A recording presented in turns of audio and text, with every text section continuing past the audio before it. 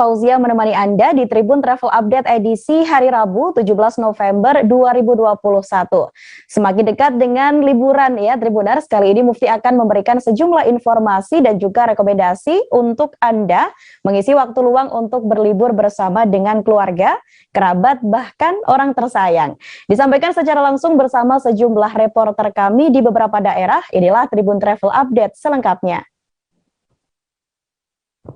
Untuk mengawali informasi kali ini, Tribuners, Mufti akan mengajak Tribuners untuk menjajal wahana menembak di wilayah Lampung. Nah, wahana menembak ini merupakan wahana baru di Lengkung Langit 2. Permainan ini menjadi salah satu tempat yang bisa digunakan untuk mengisi waktu luang Anda bersama dengan keluarga. Apalagi selain wahana menembak, ini terdapat banyak juga wahana yang bisa dijajal dan cocok sebagai lokasi berlibur bersama dengan keluarga. Tak ada salahnya untuk Tribuners yang punya waktu luang untuk menjajal wahana menembak ini ya Tribuners. Untuk tahu bagaimana keseruannya, sudah ada rekan kami dari Tribun Lampung, Domi Desmantri. Halo, selamat sore Domi. Halo rekan Mufti.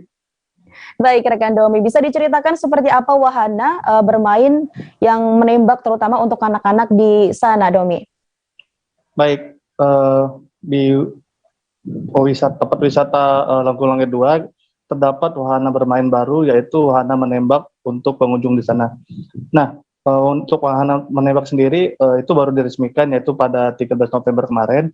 Dan untuk harga biaya untuk permainan tersebut dikenakan biaya 20.000 dan isi pelurunya itu 8 butir begitu. Lalu ditentukan suatu objek, yaitu balon di sana.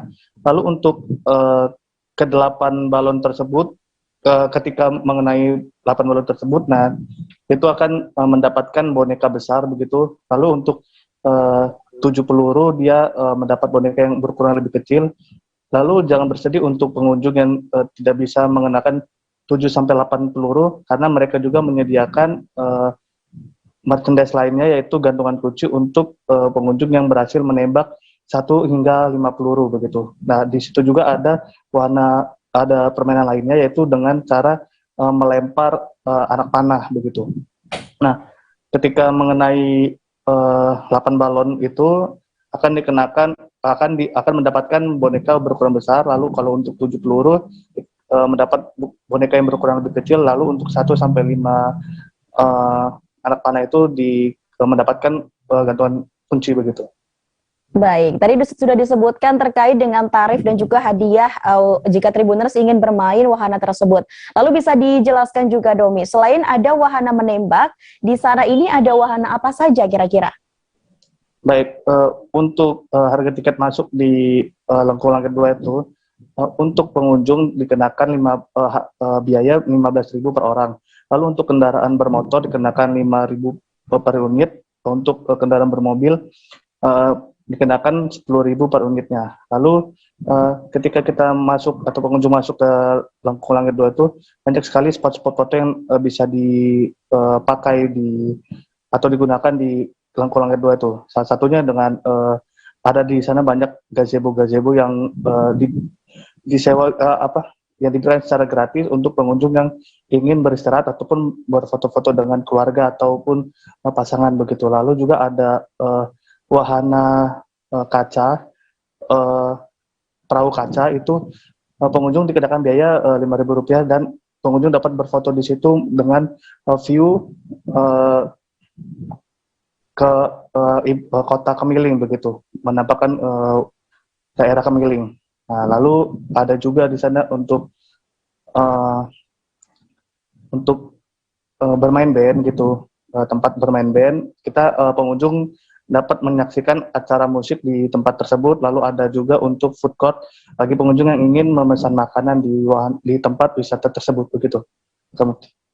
Baik, rekan Domi. Terima kasih rekan Domi atas laporan Anda, dan Tribuners terkait dengan informasi tersebut. Kami sempat melakukan wawancara dengan Tohirin yang merupakan penjaga wahana, dan berikut informasinya untuk Anda.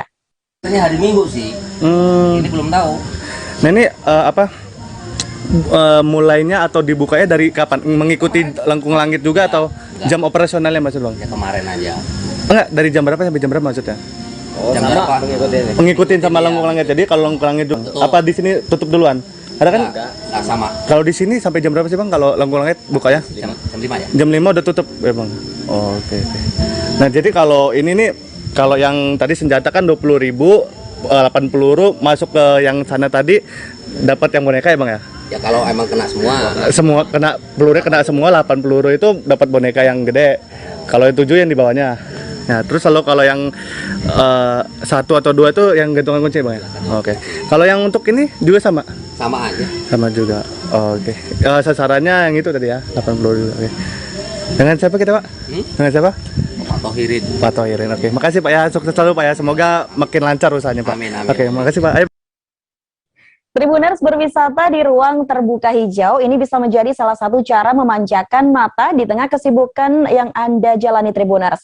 Dan Taman Kota Intan atau yang biasa disebut TKI yang berada di Ngabang, Kabupaten Landak, Provinsi Kalimantan Barat bisa menjadi pilihan untuk Anda. Tempat ini merupakan satu di antara ruang terbuka hijau atau ruang terbuka publik milik pemerintah daerah Landak. Taman Kota Intan menjadi lokasi tamasya bagi masyarakat Ngabang dan juga sekitarnya. Pastinya untuk berekreasi dan bersantai bersama dengan keluarga. Taman Kota Intan ini biasanya ramai dikunjungi masyarakat pada akhir pekan, baik itu di hari Sabtu dan juga Minggu di waktu sore hari hingga malam hari Tribuners. Seperti apa lokasinya sudah ada rekan kami Alphonse Pardosi dari Tribun Pontianak. Halo, selamat sore. Mungkin bisa dinyalakan mic-nya, Alphonse. Halo. Baik, rekan Alphonse. Bisa dijelaskan rekan Alphonse di mana kira-kira lokasi tepatnya dari Taman Kota Intan ini? Baik, rekan Mufti. Saya sampaikan bahwa lokasi Taman Kota Intan ini berada di kilometer 3 Jalan Raya Ngabang Pontianak. Begitu. Atau lebih tepatnya di Desa Hilir Kantor, Kecamatan Ngabang, Kabupaten Landak. Baik, rekan Alphonse. Dan mungkin bisa diinformasikan dari kabar atau informasi yang Anda dapatkan, kira-kira kapan Taman Kota Intan ini mulai dibangun dan juga diresmikan, Alphonse? Baik, rekan Mufti. Taman Kota Intan ini dibangun sekitar tahun 2005, awal tahun 2016 oleh Bupati Landak saat itu, Dr. Andus Adrianus Asia Sidot. Kemudian di era kepemimpinan Dr. Caroline Margaret Natasa, Taman Kota Intan ditambah wahana bermain anak-anak dan diresmikan pada awal tahun 2019. Begitu rekan Mufti. Baik, rekan Alphonse. Lalu jika mungkin Tribuners ingin berkunjung atau menikmati suasana di sana, begitu Alphonse, kira-kira pukul berapa Taman Kota Intan ini sudah dikunjungi dan dibuka untuk masyarakat yang ingin datang ke sana, Alphonse? Baik, rekan Mufti, Taman Kota Intan ini dibuka setiap hari, sudah bisa dikunjungi masyarakat sekitar jam 8, tetapi ada juga masyarakat yang ingin jogging begitu, jam-jam 6 sudah ada di sana. Untuk malam, tutup sekitar jam 10 malam. Begitu, rekan Mufti. Baik, rekan Alphonse. Ketika Anda berada di lokasi dan mengamati sekitar, kita kira-kira fasilitas apa saja yang mungkin bisa dinikmati untuk Tribuners di Taman Kota Intan ini, Alphonse? Baik, untuk di Taman Kota Intan itu tidak ada tiket masuk alias gratis. Hanya pengunjung membayar parkir kendaraan saja. Kemudian di dalam Taman Kota Intan, selain wahana bermain untuk anak, ada juga panggung untuk bermain musik atau teater seperti itu. Namun jika ingin mengadakan kegiatan musik dan teater, dilaporkan dulu kepada dinas terkait. Begitu rekan Nila. Baik, terima kasih rekan Alphonse atas laporan dan informasi Anda, dan Tribuners terkait dengan informasi tersebut ada wawancara kepada Dinas Lingkungan Hidup Kabupaten Landak, Banda Kolaga. Dan berikut informasinya untuk Anda. Terima kasih pada rekan-rekan, terutama kepada media. Mungkin ini juga menjadi bahan untuk media bisa mengekspos bahwa kita juga punya yang namanya ruang terbuka hijau. Nah, salah satu ruang terbuka hijau yang ada di Kabupaten Landak adalah Taman Kota Intan atau sering disebut dengan TKI. Nah, di dalam Taman Kota Intan ini, dalam pembuatan Taman Kota Intan ini dilakukan oleh, segenap ini secara fisik dilakukan oleh pihak PUPR. Ya. Kemudian dalam perawatan dan pengelolaannya ini diserahkan juga ke Dinas Lingkungan Hidup. Nah, Dinas Lingkungan Hidup melalui bidang pengolahan persampahan dan ruang terbuka hijau, nah itu yang mengelola taman di Kabupaten Landak, khususnya Taman TKI. Nah, Taman TKI ini dibuka ya, itu mulai dari pagi ya jam 8 itu sudah dibuka, namun sampai berakhir sekitar jam 10 malam. Namun pengunjung atau masyarakat mungkin yang ingin menikmati keindahan taman tersebut itu dapat melakukannya. Yang sering dilakukan mereka itu mulai dari sore hari, karena waktu mereka sempat masyarakat itu lebih banyak di sore hari sampai malam hari. Ini kita akan menuju ke informasi selanjutnya untuk Tribuners yang ada di Kabupaten Minahasa Selatan dan bingung mau nongkrong di mana. Mufti punya rekomendasi buat kamu Tribuners. Ada kafe unik di Kabupaten Minahasa Selatan. Dan di sini alat pembayaran di kafe ini yang dinamakan Kafe Pejuang Lingkungan ini tidak berupa uang, tapi menggunakan sampah Tribuners. Sampah yang diterima sebagai alat bayar di kafe ini adalah sampah botol air mineral dan juga sampah kertas bekas. Kafe ini didirikan oleh Dinas Lingkungan Hidup Kabupaten Minahasa Selatan, Provinsi Sulawesi Utara. Letaknya di dalam taman kawasan kantor Bupati Minahasa Selatan. Nah, sedangkan menu yang disiapkan ada berbagai macam pastinya Tribuners. Untuk tahu seperti apa kelezatan makanan dan juga suasana di sana, sudah ada rekan kami Rul Mantik dari Tribun Manado. Halo, selamat sore Rul. Selamat sore rekan Mufti. Baik, rekan Rul, bisa dijelaskan sampah jenis botol air mineral dan juga kertas seperti apa yang mungkin bisa diterima sebagai alat pembayaran di Kafe Pejuang Sampah ini, Rul? Ya, baik rekan Mufti. Jadi jenis sampah yang diterima sebagai alat bayar di Kafe Pejuang Lingkungan itu adalah botol bekas dari air mineral berukuran 600 ml, juga botol air mineral berukuran 1.500 ml, dan bahan sampah lain yaitu kertas bekas surat, buku atau dokumen lain, serta kertas dari bahan bekas karton. Demikian rekan Mufti. Baik, rekan Rul. Untuk mendapatkan satu gelas kopi atau menu yang lain, kira-kira berapa jumlah sampah plastik ataupun kertas yang harus diserahkan oleh Tribuners yang ingin menikmatinya, Rul? Iya, baik. Untuk satu menu yang disiapkan oleh Kafe Pejuang Lingkungan, satu menu misalnya Tribuners menginginkan kopi hitam ataupun kopi susu atau teh manis dan menu-menu lain seperti coklat panas. Nah, yang harus disiapkan oleh konsumen yaitu ukuran botol air mineral ukuran 600 ml harus membawa 10 buah botol. Kalau ukuran botol air mineral 1.500 ml berarti harus membawa 6 botol. Dan kalau membawa alat bayar kertas berupa kertas bekas dokumen, itu harus membawa 2 kg. Dan alat bayar untuk kertas bekas dari karton harus membawa 3 kg. Seperti itu harga yang dipatok oleh Kafe Pejuang Lingkungan. Mufti. Baik, rekan Rul. Dari informasi yang Anda dapatkan, kira-kira sampah yang berhasil dikumpulkan oleh pemerintah sendiri ini seberapa banyak, Rul?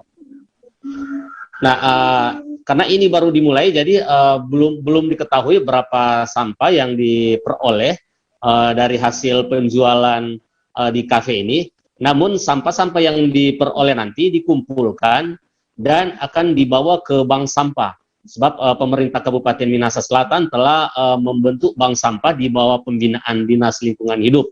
Jadi bank sampah ini yang akan mengumpulkan semua sampah atau barang bekas yang digunakan sebagai alat bayar di Kafe Pejuang Lingkungan. Setelah terkumpul, sampah-sampah ini akan dibawa ke pengumpul yang ada di Kota Manado. Tapi biasanya sebelum kafe ini ada, bank sampah menjual itu ke pengumpul, itu pernah dalam sebulan itu sekitar 3 ton sampah plastik. Demikian rekan Mufti. Baik, rekan Rul. Ini juga mungkin jadi salah satu yang banyak dipertanyakan oleh masyarakat ataupun tribuners yang ingin datang ke sana. Ini kira-kira mungkin bisa diinformasikan sejak kapan kafe ini dibuka, dan jika ingin berkunjung ke sana, ini jam berapa waktu buka dan juga tutup kafe ini, Rul? Iya, baik rekan Mufti. Kafe ini baru dibuka pada hari Jumat pekan lalu. Nah, itu adalah soft opening atau launching dari kafe Pejuang Lingkungan. Dan di hari Jumat itu ketika pembukaan belum terlalu ramai, kafe itu nanti jadi sangat ramai di hari Senin, Selasa hingga hari ini, sebab sudah banyak orang yang mengetahui keberadaan kafe tersebut. Nah, untuk datang di tempat ini, jika ingin ada konsumen yang ingin berbelanja di kafe ini, membeli menu kopi dan sebagainya, itu kafe dibuka pada pukul 8 pagi hingga pukul 16 sore. Nah, dan pelanggan yang datang ini rekan Mufti bukan hanya dari pegawai negeri saja, tetapi ada pelanggan-pelanggan yang datang dari luar yang bukan pegawai negeri, karena mereka ingin melihat suasana seperti apa sih kafe Pejuang Lingkungan itu. Demikian Mufti. Baik, terima kasih rekan Rul atas informasi dan juga laporan Anda. Selamat bertugas kembali dan melaporkan informasi yang lainnya. Dan Tribuners, terkait dengan tempat ini ada juga informasi dari Kepala Dinas Lingkungan Hidup Kabupaten Minahasa Selatan, Roy Sumangkut. Dan berikut informasinya untuk Anda. Baik, Tribuners, jadi sebagaimana kita ketahui bersama bahwa sampah di Kabupaten Minahasa Selatan, demikian juga di seluruh Indonesia dan seluruh dunia telah menjadi masalah yang perlu untuk kemudian dicarikan jalan keluar. Dan salah satu yang menjadi bagian penting untuk kemudian dicarikan jalan keluar adalah bagaimana kita merubah budaya masyarakat melihat tentang sampah ini.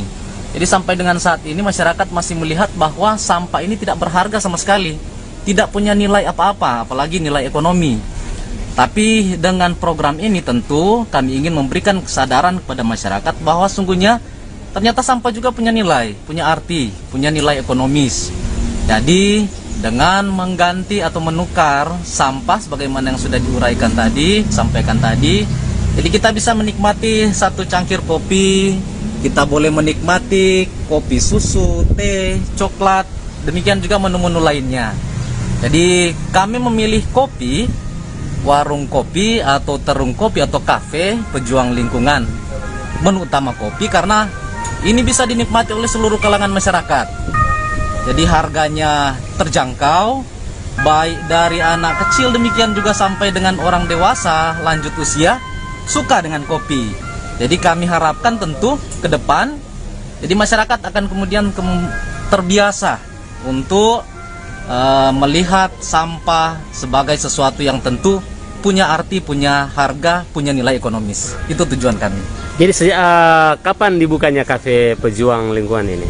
Jadi baru kami canangkan hari Jumat minggu lalu, dan tentu kami sangat berharap ini bisa menjadi bagian yang penting di dalam pemerintah Kabupaten Minahasa Selatan. Baik Tribuners, masih banyak informasi yang akan kami sajikan untuk Anda. Selesai jeda kami akan kembali dengan informasi menarik lainnya. Tetaplah bersama kami di Tribun Travel Update. Udah bersyukur banget.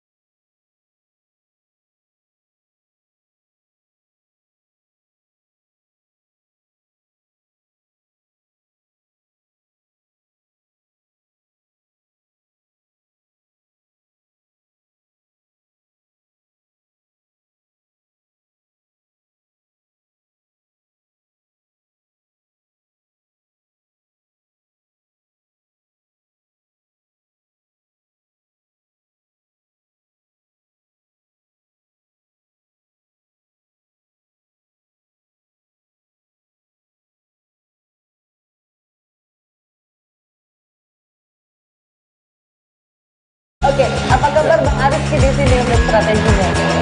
Kalau saya sendiri di Jumip 37 ini yang semalam baru mulai, saya udah pasti. Sebenarnya aku nggak ngerasa itu penangkapan atau penggerbegan atau apapun itu, karena gini loh, posisinya aku kriteria. Jadi kita mengenal disebut dengan stroke yang tidak berdarah dengan stroke yang berdarah.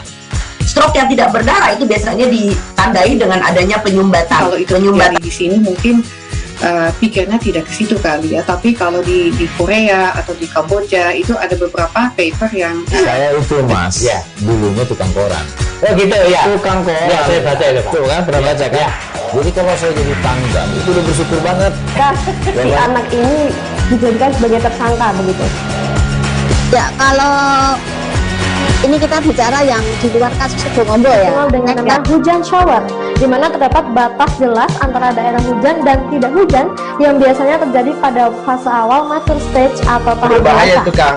Jadi mulai artinya terjadinya perlembekan. Nah itu untuk penetrasi akan sulit begitu ya.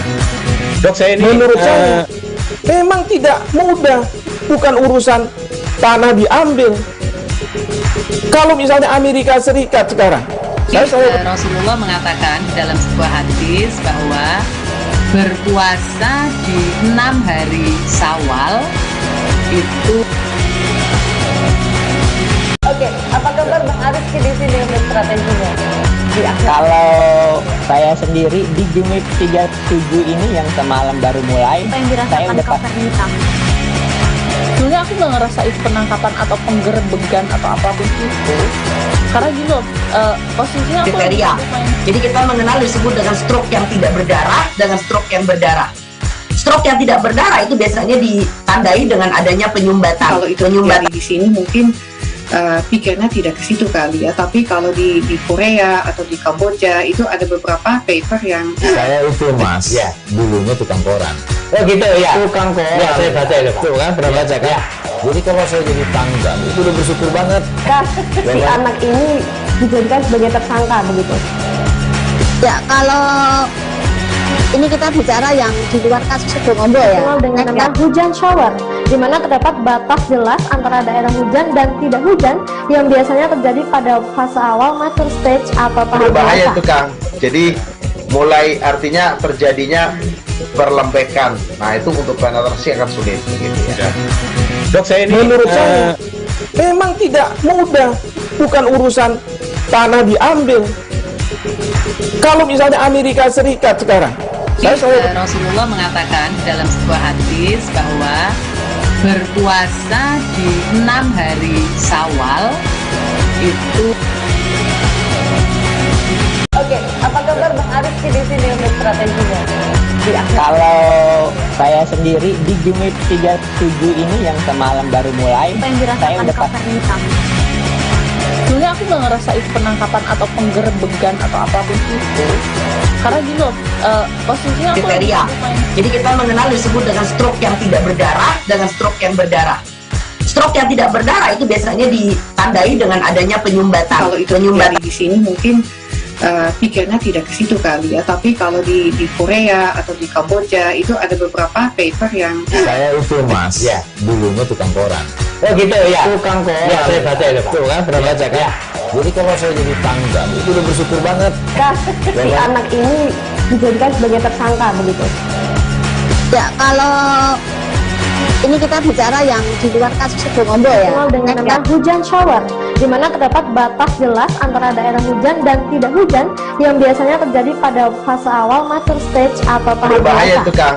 Jadi mulai artinya terjadinya perlembekan. Nah itu untuk penetrasi akan sulit begitu ya. Dok, saya ini Menurut saya memang tidak mudah, bukan urusan tanah diambil. Kalau misalnya Amerika Serikat sekarang, Rasulullah mengatakan dalam sebuah hadis bahwa berpuasa di 6 hari Syawal itu. Oke, apa kabar Bang Ariski di sini untuk strateginya? Kalau saya sendiri di Jumip 37 ini yang semalam baru mulai, saya udah pasti. Sebenarnya aku nggak ngerasa itu penangkapan atau penggerbegan atau apapun itu. Karena gini loh, posisinya aku kriteria. Jadi kita mengenal disebut dengan stroke yang tidak berdarah dengan stroke yang berdarah. Stroke yang tidak berdarah itu biasanya ditandai dengan adanya penyumbatan. Kalau itu terjadi di sini mungkin pikirnya tidak ke situ kali ya, tapi kalau di Korea atau di Kamboja itu ada beberapa paper yang saya itu mas, ya dulunya tukang koran. Oh gitu ya, tukang koran. Ya saya baca ya Pak. Tuh kan pernah baca kan? Jadi kalau saya jadi tanggal itu udah bersyukur banget. Si anak ini dijadikan sebagai tersangka begitu. Ya kalau ini kita bicara yang di luar kasus Situbondo ya, dengan nama hujan shower, di mana terdapat batas jelas antara daerah hujan dan tidak hujan yang biasanya terjadi pada fase awal mature stage atau tahap Berbahaya dewasa. itu Kang. Jadi mulai artinya terjadinya perlembekan. Nah itu untuk penetrasi akan sulit gitu ya. Dok, saya ini menurut saya memang tidak mudah, bukan urusan tanah diambil. Kalau misalnya Amerika Serikat sekarang, Rasulullah mengatakan dalam sebuah hadis bahwa berpuasa di 6 hari Syawal itu. Oke, apa kabar Bang Arif di sini untuk strateginya? Kalau saya sendiri di Jumit 37 ini yang semalam baru mulai, saya udah Sebenarnya aku nggak ngerasa itu penangkapan atau penggerbegan atau apapun itu. Karena gini loh, posisinya aku kriteria. Jadi kita mengenal disebut dengan stroke yang tidak berdarah dengan stroke yang berdarah. Stroke yang tidak berdarah itu biasanya ditandai dengan adanya penyumbatan. Kalau itu terjadi di sini mungkin pikirnya tidak ke situ kali ya, tapi kalau di Korea atau di Kamboja itu ada beberapa paper yang saya itu mas, ya dulunya tukang koran. Oh gitu ya, tukang koran. Ya saya baca ya Pak. Tuh kan pernah baca kan? Jadi kalau saya jadi tanggal itu udah bersyukur banget. Si anak ini dijadikan sebagai tersangka begitu. Ya kalau ini kita bicara yang di luar kasus Situbondo ya, dengan nama hujan shower, di mana terdapat batas jelas antara daerah hujan dan tidak hujan yang biasanya terjadi pada fase awal mature stage atau tahap Berbahaya dewasa. itu Kang. Jadi mulai artinya terjadinya perlembekan. Nah itu untuk penetrasi akan sulit. Baik Tribuners, Anda kembali menyaksikan Tribun Travel Update bersama saya Mufti Fauziah. Tribuners, kali ini kita akan kulineran di wilayah Pekalongan, Jawa Tengah. Mungkin sudah banyak Tribuners yang tahu kalau misalkan Pekalongan punya beragam kuliner legendaris yang wajib untuk dicoba. Satu di antaranya yakni ada garang asem Haji Mas Duki. Kuliner ini memiliki cita rasa yang khas dan juga pastinya menggugah selera. Nah, penasaran seperti apa sajian garang asem Haji Mas Duki ini? Dan ada rekan kami, Septi dari Tribun Travel yang akan memberikan informasi untuk Anda. Halo, selamat sore Septi. Ya, baik, selamat sore rekan Mufti. Baik, rekan Septi. Bisa diinformasikan tepatnya lokasi dari tempat makan ini ada di mana, Septi? Ya baik, jadi lokasi rumah makan Karangasem Haji Mas Duki ini berada di Jalan Jenderal Sudirman ya, nomor 169, Kecamatan Pekalongan Barat, Kota Pekalongan, Jawa Tengah. Baik, rekan Septi. Mungkin dari informasi yang Anda dapatkan bisa diinformasikan juga kepada Tribuner sejak kapan tempat makan dari garang asem Haji Mas Duki ini buka, Septi? Ya, jadi rumah makan Karangasem Haji Mas Duki ini terbilang legendaris ya karena sudah buka sejak tahun 1957 dan memang masih eksis hingga sekarang dan cita rasanya itu sudah menyebar di kalangan pecinta kuliner seperti itu mesti. Baik, rekan Septi. Ketika Anda berkunjung ke sana, rekan Septi, apa sajakah isi dari menu garang asem yang ada di sana, Septi? Ya, jadi menu garang asem ini ya sebenarnya itu isiannya itu potongan daging sapi yang disajikan bersama kuah segar yang kaya akan rempah-rempah dan biasanya disajikan itu bersama nasi putih ataupun biasanya bersama nasi megono. Nah, nasi megono ini juga kuliner khas dari Kota Pekalongan sendiri, begitu. Baik, selain menu garang asem, kira-kira Tribuners jika berkunjung ke sana, ada menu apa saja, Septi?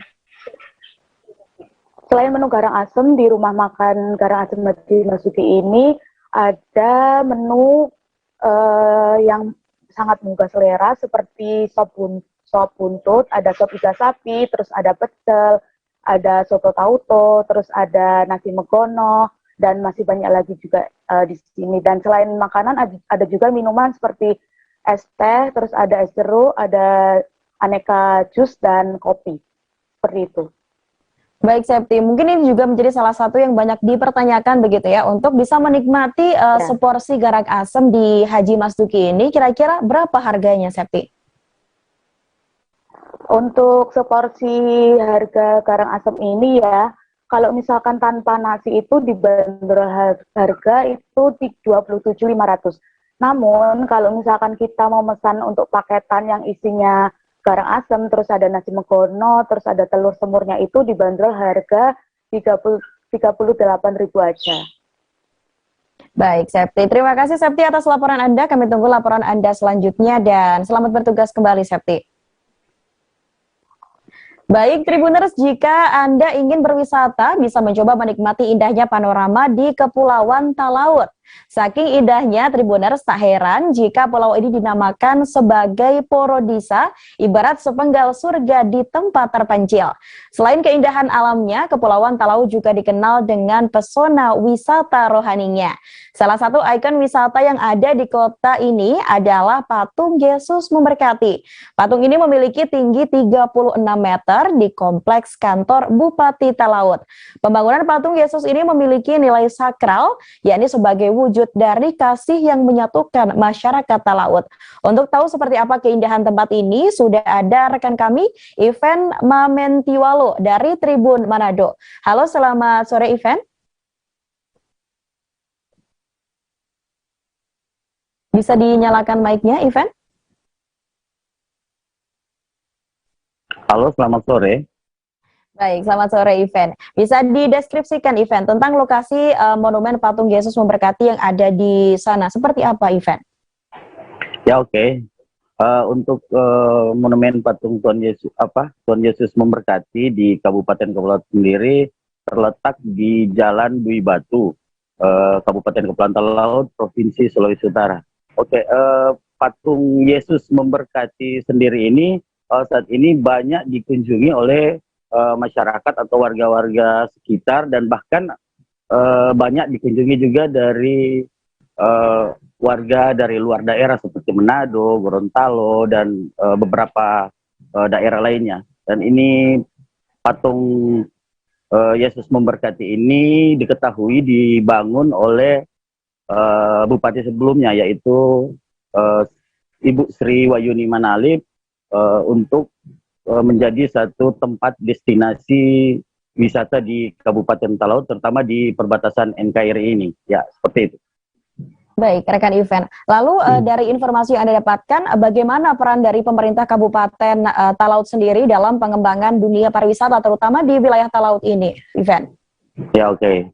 Untuk pengembangan dunia pariwisata saat ini, Kabupaten Kepulauan Talaut dipimpin oleh Bupati Kepulauan Talaut Dr. Engel Eli Lasut dengan Wakil Bupati Mokhtar Prapaga, terus melakukan pengembangan dunia pariwisata seperti tak hanya patung Yesus Memberkati, ada beberapa tempat wisata lainnya seperti Pulau Sara, Pulau Intata, Miangas, dan beberapa tempat wisata lainnya. Saat ini pemerintah Kabupaten Kepulauan Talaut terus mengembangkan untuk pengembangan dunia pariwisata ke depan di wilayah perbatasan ini. Ya, seperti itu. Baik, rekan Ivan, dan mungkin banyak Tribuners yang belum tahu tentang daerah di Kabupaten Kepulauan Talaut ini. Mungkin bisa Anda jelaskan, Ivan, terkait dengan daerah Kabupaten Kepulauan Talaut Provinsi Sulawesi Utara ini seperti apa keindahannya, Ivan? Ya, oke. Kabupaten Kepulauan Talaut sendiri adalah salah satu kabupaten yang berada di Indonesia atau berbatasan langsung dengan negara tetangga Filipina, di mana Kabupaten Kepulauan Talaut ini adalah termasuk dalam Provinsi Sulawesi Utara. Jadi untuk bisa sampai ke Kabupaten Kepulauan Talaut, kita harus menaiki harus menggunakan transportasi laut dari Kota Manado menuju ke Kabupaten Kepulauan Talaut, dan memakan waktu sekitar 12 jam lamanya. Dan setelah sampai di Kabupaten Kepulauan Talaut, kita akan ada beberapa tempat wisata yang menjadi lokasi andalan dari Kabupaten Talaut sendiri, seperti Pulau Sara, di mana Pulau Sara, pulau ini yang tidak berpenghuni ini sangat sangat bersih dan sangat indah dengan hamparan pasir putih. Dan di Pulau Sara juga terdapat beberapa spot-spot diving untuk bisa memanjakan para wisatawan untuk melakukan diving di situ. Dan tak hanya itu, Tribuners, di Kabupaten Kepulauan Talaut terdapat salah satu patung, yaitu Monumen Yesus Memberkati, di mana patung ini ada beberapa negara yang mendirikan, seperti Brasil, negara-negara maju lainnya. Dan kalau untuk di Sulawesi Utara, patung Yesus Memberkati ini ada di Kabupaten Talaut dan di Kota Manado. Yaitu kalau untuk di Kabupaten Talaut sendiri, patung Yesus Memberkati ini banyak sekali dikunjungi oleh warga-warga dari luar daerah dan maupun daerah Kabupaten Talaut atau di Talaut ini sendiri. Oke, terima kasih. Baik, rekan event. Terima kasih rekan event atas laporan Anda. Semoga laporan Anda ini bisa menginformasikan kepada Tribuners yang ingin berwisata ke sana event. Selamat bertugas kembali. Dan Tribuners, terkait dengan tempat ini juga ada wawancara dan berikut informasinya untuk Anda.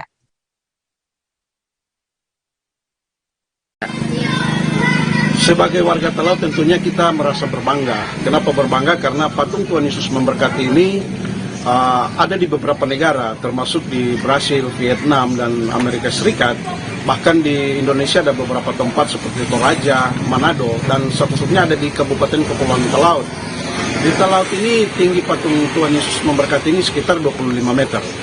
Berada di Provinsi Sulawesi Utara, di perbatasan utara NKRI. Nah, dengan adanya patung Tuhan Yesus Memberkati ini, masyarakat yang ada di Kabupaten Kepulauan Talaut begitu antusias.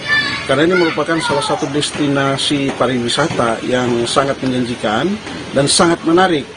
Sehingga masyarakat bukan hanya datang pada siang hari, bahkan datang pada malam hari. Dan bukan saja masyarakat yang ada di Pulau Karakelang, tetapi ada di beberapa kepulauan seperti Pulau Salibabu, Pulau Kabaruan, Karatung, Niangas. Ketika mereka datang di ibu kota kabupaten, salah satu yang menjadi tujuan mereka adalah patung Tuhan Yesus Memberkati. Termasuk para wisatawan luar kota. Nah, seperti wisata kedatangan para duta komisaris konjen yang ada di baru-baru ini, mereka melihat juga. Salah satu adalah datang di tempat patung Tuhan Yesus Memberkati untuk melihat destinasi pariwisata yang sangat menarik yang ada di Kabupaten Kepulauan Talaut.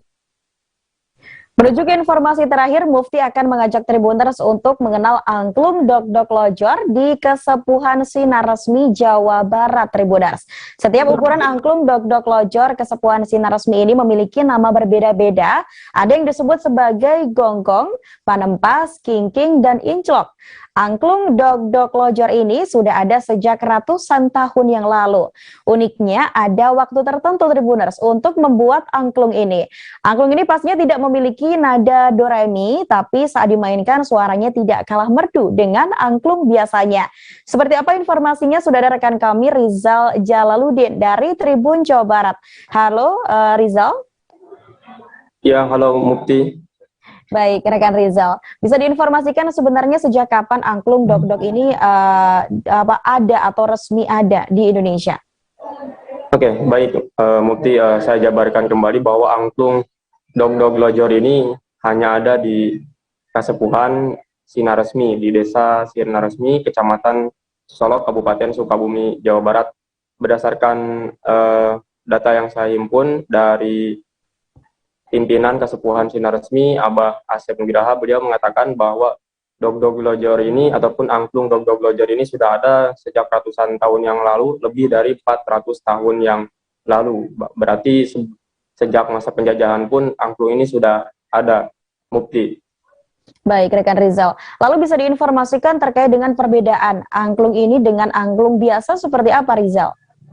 Baik, Mufti, kaitan perbedaan sendiri dari segi nada memang sangat berbeda dengan angklung yang pada umumnya, di mana angklung dog-dog lojor ini tidak memiliki nada do re mi fa sol la si do yang bisa mengiringi lagu pada umumnya. Namun suaranya ini memang hanya satu ketukan, di mana terdapat 4 jenis yang tadi rekan Mukti sebutkan terkait angklung dog-dog lojor ini. Dan untuk suaranya sendiri memang ketika didengar secara langsung itu tidak kalah merdu dengan angklung pada umumnya. Mukti. Baik, rekan Rizal. Bisa diinformasikan terkait dengan cara memainkannya seperti apa, rekan Rizal? Ya, baik. Untuk cara memainkannya sendiri memang sama dengan angklung yang lain, itu hanya di cara mengayun, seperti bermain angklung-angklung pada umumnya. Tidak ada perbedaan untuk cara memainkannya sendiri. Namun memang perbedaannya itu angklung ini hanya dipakai pada waktu-waktu tertentu. Memang pada umumnya masyarakat hanya tahu angklung dog-dog lojor ini hanya berbunyi ketika acara seren tahun yang ada di Kasepuhan. Tetapi kalau kita meneliti bahwa memang angklung ini dipakai ketika akan melakukan penanaman padi, mipit, hingga panen. Mukti. Baik, rekan Rizal. Terima kasih rekan Rizal atas informasi Anda. Selamat bertugas kembali rekan Rizal. Dan Tribuners, terkait dengan informasi tersebut, kami juga sempat melakukan wawancara dengan pimpinan Kesepuhan Sinar Resmi, Abah Asep Nugraha, dan juga Agus Ramadan, yang merupakan Ketua Umum Dunia Bambu Sukabumi. Dan berikut informasinya untuk Anda. Kami di Jerman disebut tete angklung dog-dog lojor. Angklungnya iya, dog-dognya disebut lojor, dog-dognya panjang. Mungkin ya teh tos nanti enten kesenian di Islami gitunya, ayana atau Islami. Acara nomaden tidak dapat jelas, nu diatakan masalah pare, dan pare pami di melak pare teh kada diiringan ku untuk lojor.